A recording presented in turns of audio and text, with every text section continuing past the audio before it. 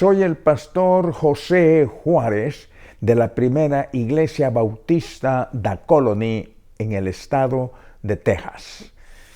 Le estamos invitando para que nos siga en nuestro canal YouTube, en donde usted podrá suscribirse en nuestra página pibdacolony.org.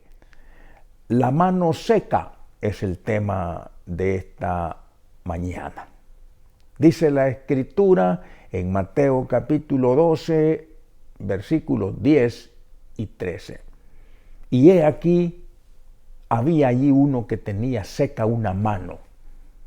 Entonces dijo a aquel hombre: extiende tu mano.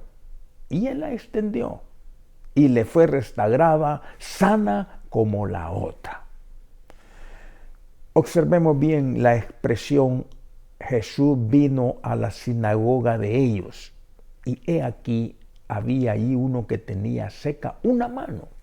Digamos que se hace un comentario aclaratorio, como si se va a describir un hecho notable.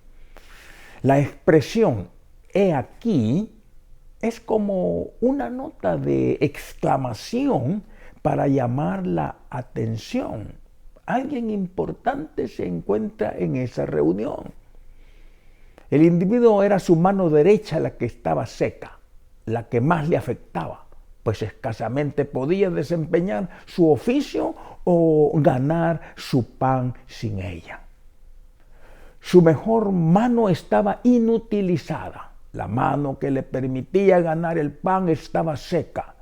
No dudo que se trataba de un individuo muy humilde, oscuro e insignificante, posiblemente en una situación económica muy mala y en medio de mucha pobreza, pues era incapaz de trabajar como sus demás colegas artesanos. Era un hombre sin ninguna posición social y sin estudios, y no poseía una inteligencia especial. Su presencia en la asamblea en sí misma no era un hecho notable. Supongo que estaba acostumbrado a ir a la sinagoga como otros de sus ciudadanos. Sin embargo, el Espíritu Santo tiene cuidado de señalar que él estaba presente y de anteponer la expresión he aquí como un llamado de atención, para que se considere de manera especial que el hombre tullido se encontraba allí. Lo que nuestro Señor quería en ese día de reposo en particular era tener a alguien en quien poder trabajar, alguien a quien poder sanar, y así desafiar la legalidad tradicional de los fariseos que afirmaban que no era lícito sanar en el día de reposo. Cristo no necesitaba la salud de los fariseos esa mañana. Él buscaba sus enfermedades para poder manifestar su poder de curación. Él no necesitaba ninguna grandeza de nadie allí, pero buscaba a algún pobre necesitado en quien pudiera desplegar su poder de curación. El Señor no viene a las congregaciones cuyos miembros se sienten muy contentos consigo mismos, en donde no hay ojos que no ven, en donde no hay oídos que no oyen, donde no hay corazones quebrantados ni manos secas. Pues, ¿para qué necesitan esas personas un Salvador? Él mira a su alrededor y su ojo se detiene en el dolor, en la necesidad, en la incapacidad, en el pecado, en todo aquello en donde Él puede hacer el bien, pues lo que quiere de nosotros mortales es la oportunidad de hacernos el bien y no la pretensión de nuestra parte que podemos hacerle un bien a Él. Vamos a dividir este tema en 3 puntos. Primer punto diríamos, entonces dijo a aquel hombre, extiende tu mano. Este sermón lo escogimos de Spurgeon, el príncipe de los predicadores. Este mandato fue dirigido a un hombre que era irremediablemente incapaz de obedecer. Extiende tu mano. No sé si su brazo estaba paralizado también o solamente lo estaba su mano.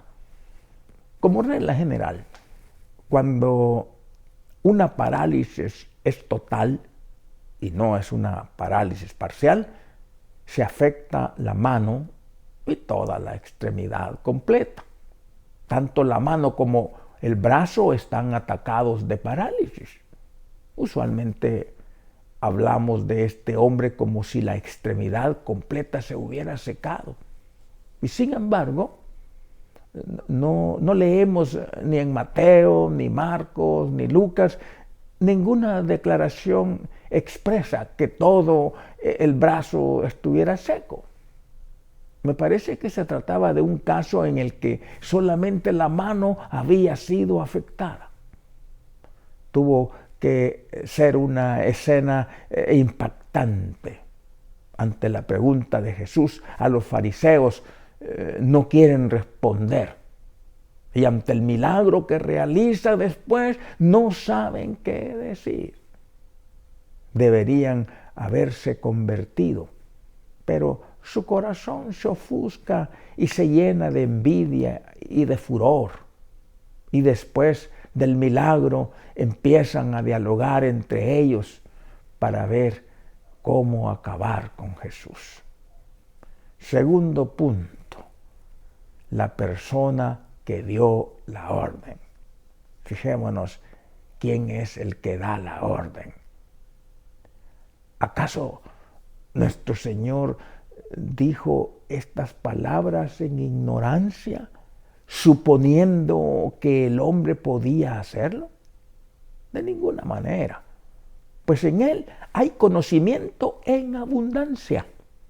Acababa de leer en los corazones de los fariseos y pueden estar seguros que quien podía leer en esos espíritus sutiles, ciertamente podía entender la condición externa de este paciente.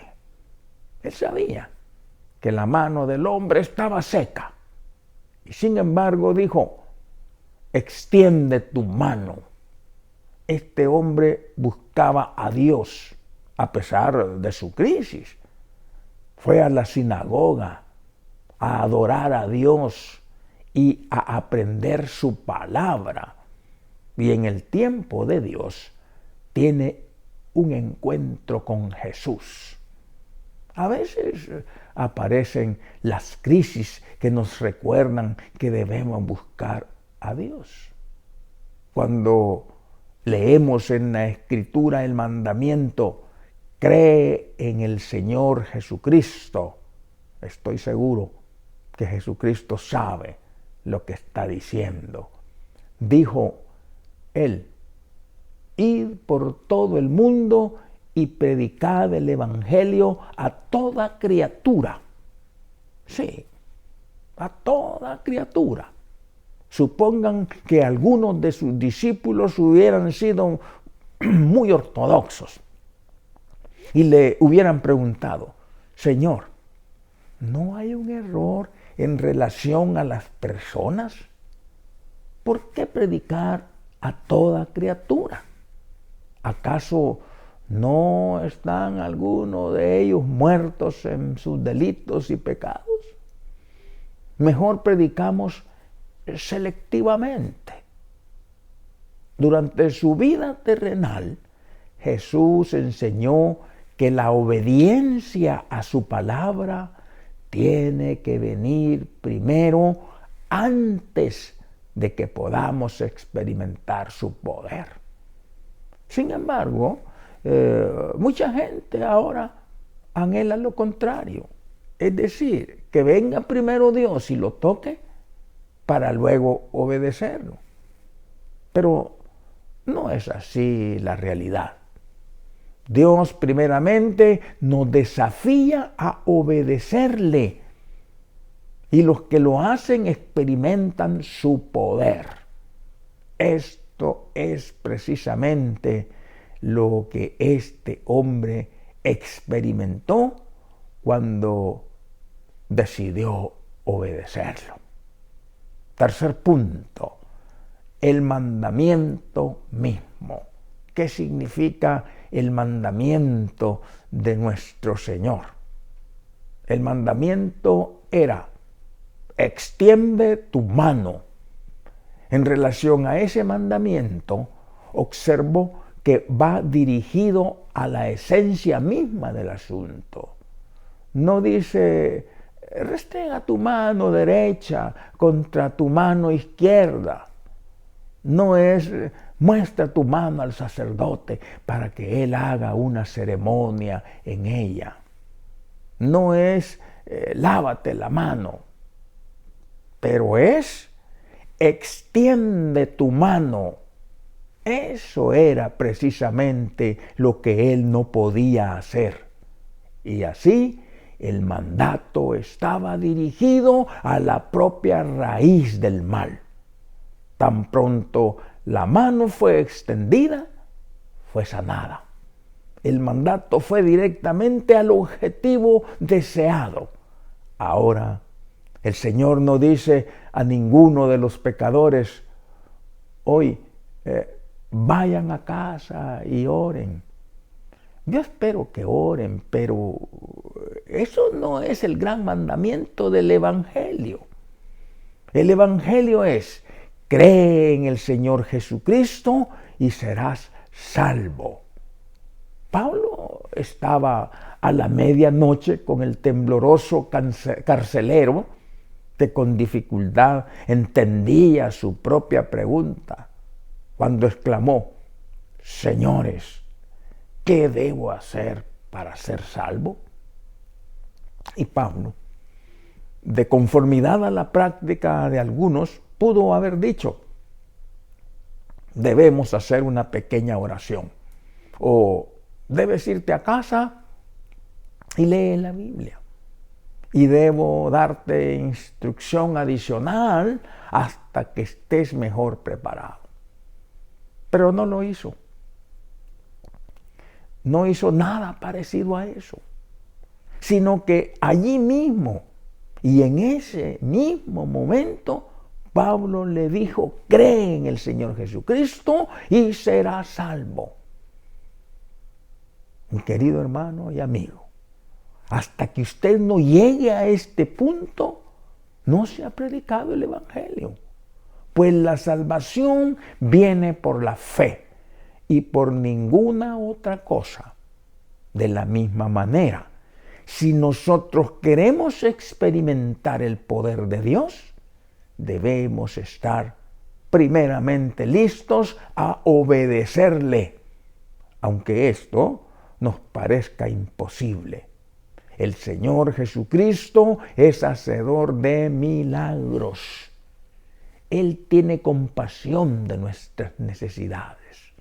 Nosotros debemos superar algunos obstáculos que aparecen cuando procuramos su presencia, su toque transformador, y acercarnos a Él con corazón sincero, humilde. Y Él hará más allá de lo que podemos imaginar. Derriba el escudo de las apariencias y acércate al Señor con corazón sincero.